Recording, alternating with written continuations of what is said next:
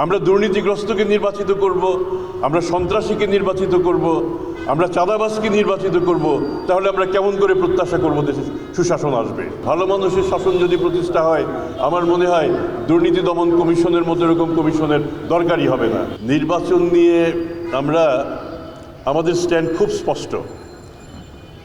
আমাদের নিজেদের কিছু সীমাবদ্ধতা থাকলেও আমরা সবাই স্বীকার করি যে দুর্নীতি এই দেশকে বৈষম্যের দিকে নিয়ে গিয়েছে, দুর্নীতি অপশাসন টেনে এনেছে।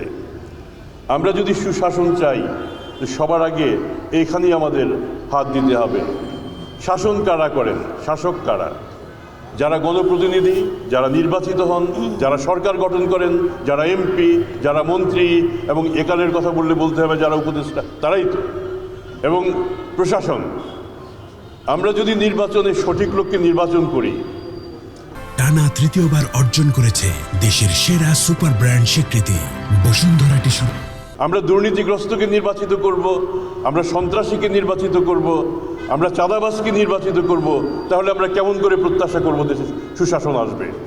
এই দায়টা জনগণের, যে আমরা সঠিক লোককে নির্বাচন করব, যারা দুর্নীতিবাজ নন, যারা সন্ত্রাসী নন, যারা চাঁদাবাজ নন, যারা কল্যাণের কথা বলেন, যারা জনগণের জন্য কাজ করেন, তারা যদি ক্ষমতায় আসেন, আমি দলমত নির্বিশেষে বলবো, সত্যিকার অর্থে আপনারা যদি ভালো লোককে নির্বাচিত করেন, তাহলে দেশে ভালো মানুষের শাসন প্রতিষ্ঠা হবে।